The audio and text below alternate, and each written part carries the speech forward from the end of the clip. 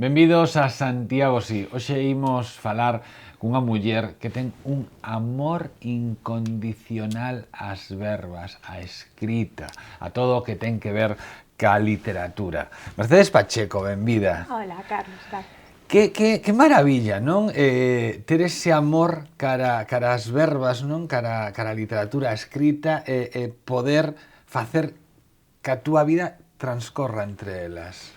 Pois sí, sempre me gustaron e teño a sorte, por agora, de seguir traballando entre letras e entre libros. Espero seguir continuando moito tempo.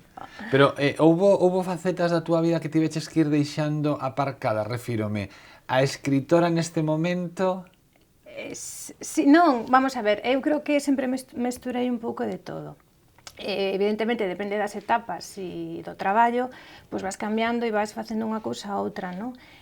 Pero sempre conseguín manter un nivel igualado de todo. Pero a escritora onde está hoxe en día? A escritora está un pouco escondida. Está un pouco escondida, a eso... Está un pouco escondida, bueno, aí atrás, agora para maio, fixe un libro para a Deputación de Ourense sobre autores galegos ourensáns premiados nas letras galegas, e foi o último que fixen. Pero, bueno, metíme noutras historias, sabes que me meto en moitas cousas ao mesmo tempo, e está un pouco parada. Pero dicíasme que, antes de comenzar a entrevista, dicíasme que estar en moitas cousas era o que a ti dabache como vidilla, non? Sí, eu creo que necesito. Ás veces arrepíntome, porque son moitas cousas dentro do mesmo ámbito moi distintas. Pero creo non, necesito facer moitas cousas. E unha das túas últimas ideas... Locuras. Foi montar unha libraría. Sí. Abri unha librería aquí en Santiago en setembro, no mes pasado, no setembro pasado, de literatura romántica. Claro, é que esa historia, porque claro, sí. Cando din, abri unha librería chamase Madame Bovary, que non me máis rimbombante. Pero claro, cando pensas que é un lugar exclusivo, bueno, adicado, non exclusivo, porque exclusivo é como adicado a literatura romántica, todo cobra sentido. Sí, a verdad que sí. Imos ver, foi unha idea que se me pasou pola cabeza, entón, cando se me pasen ideas pola cabeza, se podo fagoas, senón non. Pero esta foi unha idea que eu creo que ten sentido, que ten futuro, e sobre todo apostei por ela porque hai un gran número, hai moitos lectores de romántica, e non teñen o seu espazo. Non aquí en Santiago, é dicir, no Estado español non hai librerías románticas adicadas á romántica nada máis. Que é a romántica? Porque claro, pregunta ao millón. Bárbara Carlan é romántica? Claro, porque nós cando pensamos en literatura romántica, pensamos en Corín Tellado, en Bárbara Carlan, en todo ese tipo de literatura. Podemos achegala incluso a cousas como Crepúsculo. Non no mellor dos casos, pero o abano é moito máis amplo. É moitísimo máis amplo. Imos ver, que pasa coa literatura romántica? A literatura romántica é unha historia de amor, evidentemente, na que pode pasar de todo, pero que acaba ben. Ten un final feliz. Diches, a mesma explicación que dou no seu momento cando viñeron Ana Costas e Trinidad Palacios, cando viñeron, que é o que organiza o Congreso de Literatura Romántica en Coruña, deu a mesma explicación. Exactamente, que non significa que sexa unha novela, para entendernos, nin cursi, nin palagosa, nin moitísimo menos. Pode ser novela negra. Exactamente. Dentro da romántica temos varios campos, non? Romántica suspense, novela negra, romántica histórica, romántica paranormal, onde podemos meter Crepúsculo. Pero son historias que van máis alá dunha historia de amor, porque ao seu redor pasan moitas cousas dentro de distintas temáticas. Hai unha literatura romántica juvenil que eu recoñezo que estou descubrindo boísima, tanto a nivel de autores en España como fora de España. Entonces, claro, eu o problema que vexo coa literatura romántica, que non ten nada que ver co romanticismo, co período histórico do romanticismo, non. É completamente distinto. É que está... O sea, perdón, se interrompa. Jane Austen sería Jane Austen é romántica. É romántica. Quen clásicos, as irmás Bronte, por exemplo. É que estaba mirando Cumbres Borrascosas, pero non me saía. Cumbres Borrascosas. As irmás Bronte. Entón, eses entrarían os clásicos románticos. Jane Austen é unha escritora boísima. Bueno, vamos a ver, é un clásico. Segue a ser a fonte inesgotable total de adaptacións cinematográficas. Claro, entón, o problema é que, bueno, para mí, dende o meu punto de vista, que a literatura romántica está estigmatizada, está chea de presuizos. Bueno, porque vendeuse esa imaxe de muller solteira rodeada de gatos lendo literatura romántica. Que non ten outra cosa que facer na súa vida. E non é certo. Incluso as protagonistas da novela romántica son mulleres con carácter, que saben o que queren. E se logo imos cara a literatura romántica contemporánea, de temática contemporánea, as protagonistas, evidentemente, son as mulleres, no? E ao seu redor creamos todo un mundo. Pero as mulleres de literatura romántica contemporánea, as protagonistas, son mulleres independentes, tanto personalmente como laboralmente, con carácter e que saben o que queren. Non é o prototipo de muller, o que acabas de dicir ti. Pasa que a xente ten esa idea, é dicir, todos pensamos na novela rosa de Corín Tellado. Evidentemente, eu son a primeira defensora de Corín Tellado. Bueno, é que non se pode defender máis a Corín Tellado e a labor que fixo por fomento de lectura neste país. E se nos trasladamos á súa época, é unha muller que ten moitísimo mérito polas súas circunstancias persoais, sobre todo naquela época. Sí. Pero, imos facer unha comparación un pouco, se me permites, un pouco moi básica, pero se pensamos... Permítache o que queiras. Vale, vamos a ver, pensamos nun teléfono móvil. Hai anos, ti lembraste das Motorolas famosas, que eran así, bien. Agora, como evolucionou ese teléfono móvil? Coa novela romántica pasou exactamente o mesmo, é dicir, non se pode comparar unha novela de Corín Tellado cunha novela dunha autora mellor actual. É dicir, a temática evolucionou, a novela romántica evolucionou cos tempos. E isto que pasa? Que se reflicte na temática, nas protagonistas, na forma de escribir, pero iso non saca que Corín Tellado e outras mulleres da súa xeración, e homes tamén que escribiron romántica, que teñen a súa importancia, porque foron a base da romántica. Había homes que escribían con pseudónimo? Sí, eu agora, píllasme porque non sei, pero sei que sí que había homes que escribían, igual que había mulleres que escribían con nomes de homes, todos coñecemos, pois sí que había. Bueno, estaba a pensar que non é exactamente de literatura, pero unha guionista que se chama Lola Salvador Maldonado, que durante parte da súa carreira aínda está viva, aínda a premiaron hai pouco, ela firmaba como Salvador Maldonado. Claro. Porque mulleres guionistas naquele momento... Non quedaba ben. No 60, 70 tampouco... Pois sí, entonces... Pero ti eres lectora de romántica. Eres lectora de todo. Que non, claro. Que te poida sorprender, non. Sabes o que pasa? Que a min, falando contigo, apetéceme moitísimo. Sí, porque hai que descubrila, Carlos. Vamos ver. Eu recoñezo, eu non era lectora de literatura romántica. Pero que pasa? Gústame probar cousas novas, gústame saber o que hai. Foi unha casualidade, recoñezo que sí. E eu estou un pouco así que, bueno, pois vamos a probar. Pero estou descubrindo e descubrín boísimas novelas dentro da romántica. É dicir, eu o que creo que se debe facer é non poñer trabas, é dicir, probar. Igual que probas unha comida que nunca probaches na túa vida, creo que coa literatura pasa o mesmo. E hai que, é dicir, non hai que ter mente cerrada porque sexa un libro de literatura romántica, porque estou segura que moitísima xente pode levar unha grata sorpresa. E hai que ler de todo, hai que ler de todo. Cambiando. Entón montas Madame Bovary, que dis que é como un... Explica onde estades. Imos ver, estamos en a rúa Isidro Parga Pondal, está ao lado do Parque Eusenio Granel, alá arriba, antes do Hipercor.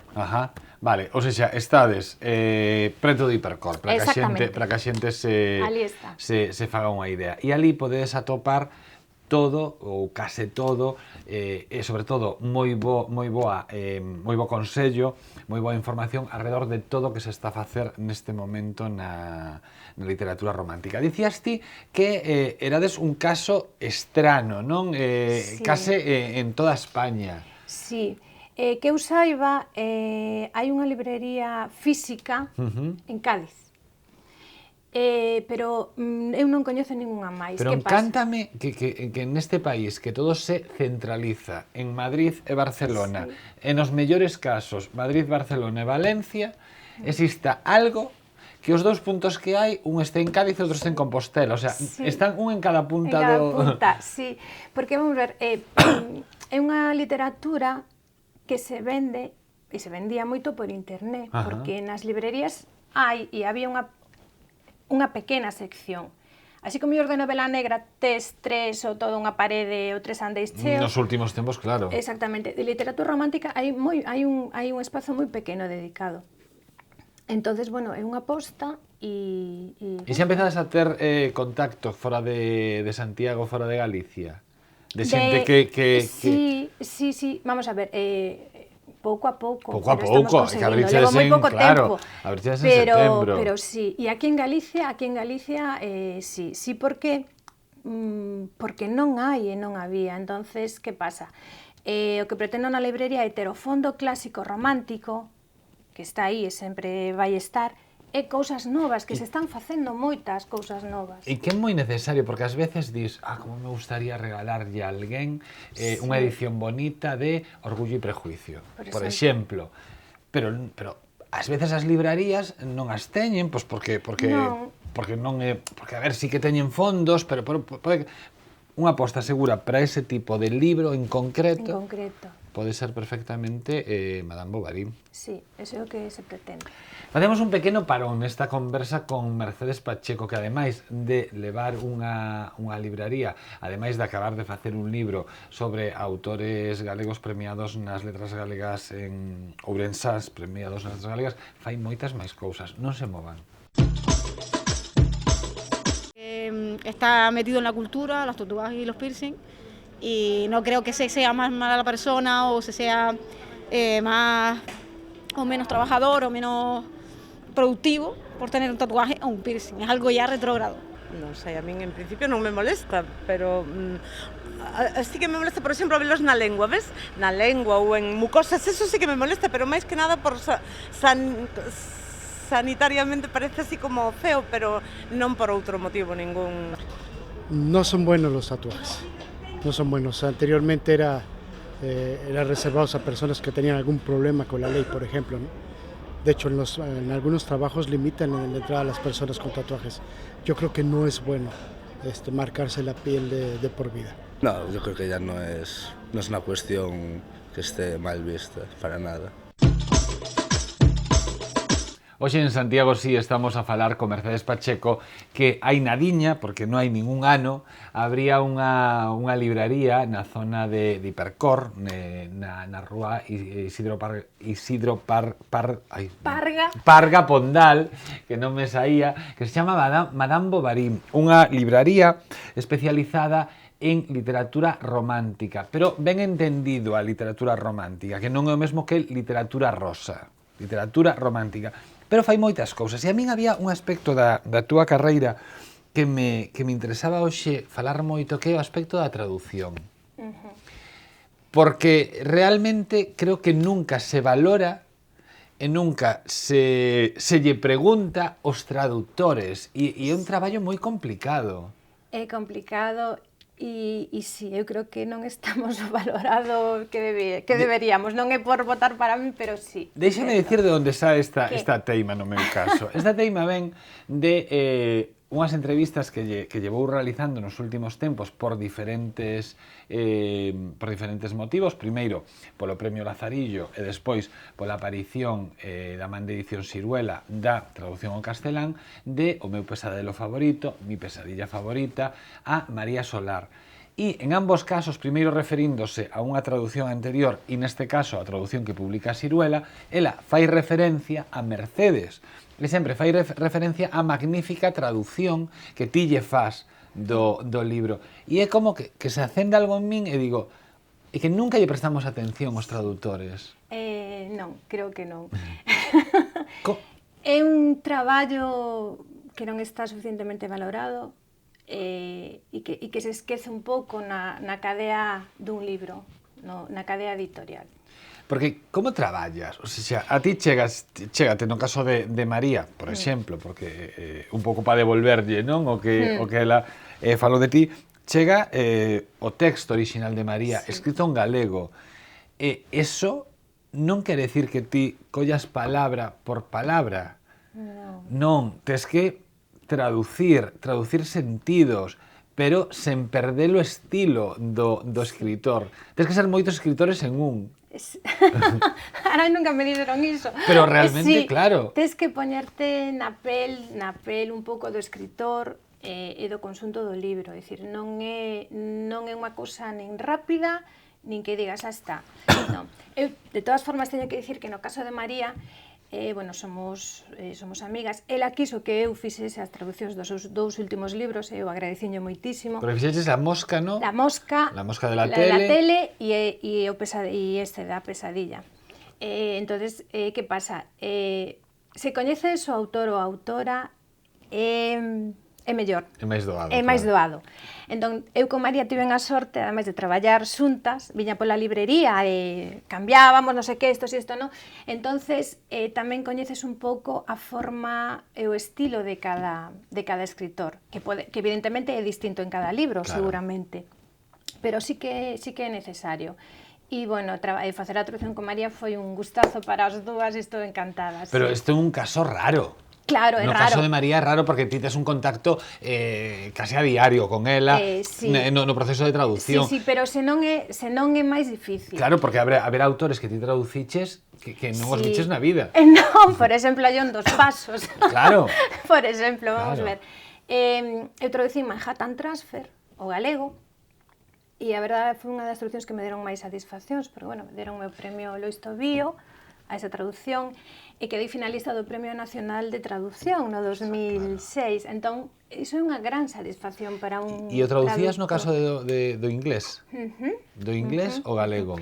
E ese libro, por exemplo, é un libro que eu cualificaría como un libro de sensacións. É dicir,